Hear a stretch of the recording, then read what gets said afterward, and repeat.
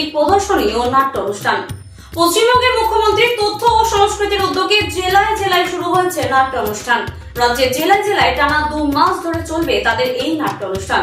জেলার সংস্কৃতি শহরের মানুষের কাছে নাটকের মাধ্যমে পৌঁছানোর জন্যই তাদের এই বিশেষ প্রচেষ্টা। কৃষ্ণনগরের রবীন্দ্র ভবনে শুরু হওয়া এই নাট্য অনুষ্ঠানের শুভ উদ্বোধন করেন নাকশিপাড়ার বিধায়ক কল্লোল খা। এছাড়াও এই অনুষ্ঠানে উপস্থিত ছিলেন শান্তিপুরের বিধায়ক ব্রজকিশোর গোস্বামী, নদিয়া জেলার কৃষি অধ্যক্ষ শ্রীরাজ শেখ সহ পশ্চিমবঙ্গ নাট্য একাডেমির একাধিক সদস্যরা। জেলার সংস্কৃতি শহরের মানুষের কাছে তুলে ধরতে ও শহরের সংস্কৃতি জেলার মানুষের কাছে তুলে ধরতে এই বিশেষ প্রচেষ্টা পশ্চিমবঙ্গ নাট্য একাডেমির। আজ থেকে আগামী 18 জানুয়ারি পর্যন্ত শান্তিপুর রবীন্দ্র ভবনে চলবে এই নাট্য অনুষ্ঠান।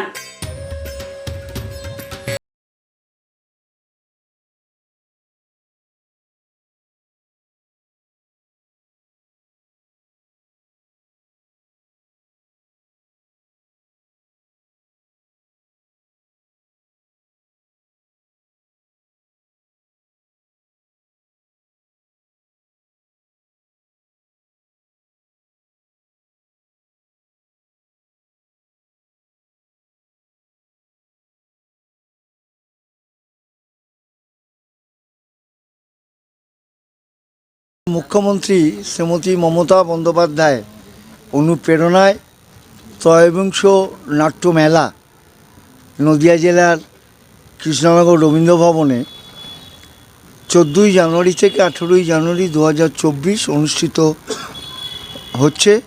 আজকে তার শুভ উদ্বোধন।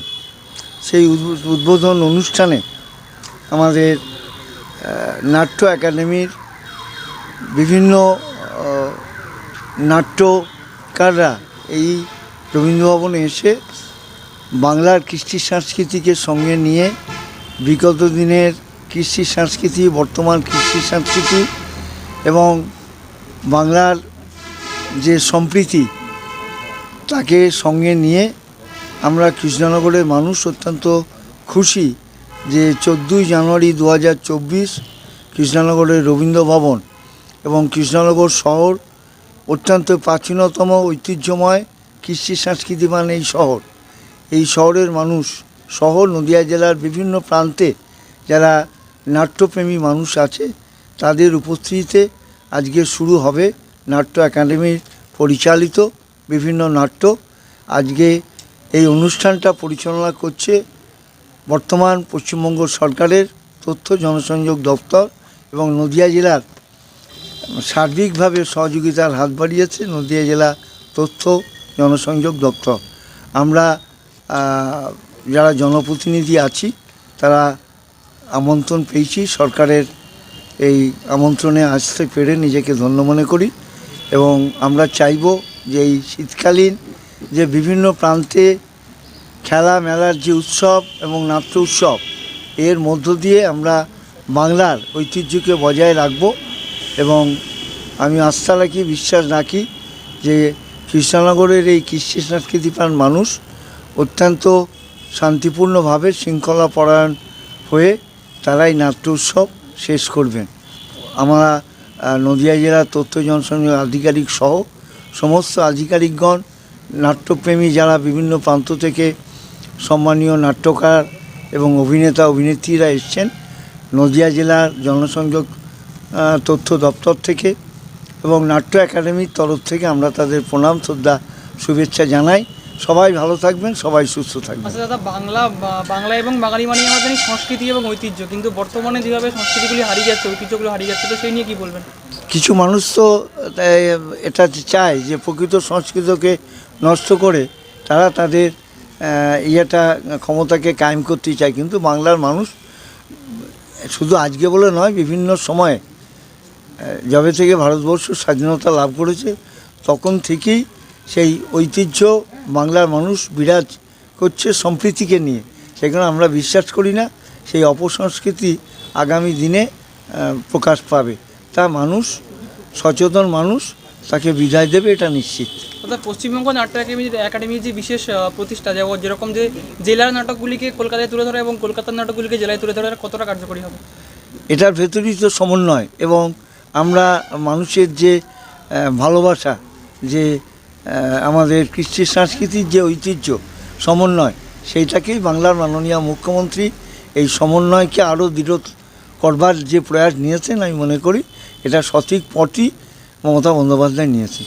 সেইখানে পশ্চিমবঙ্গ সরকারের মাননীয় মুখ্যমন্ত্রীকে নদিয়ার বাসী হিসাবে আমরা কৃতজ্ঞতা প্রকাশ করি। তিনি ভালো থাকুন, সুস্থ থাকুন।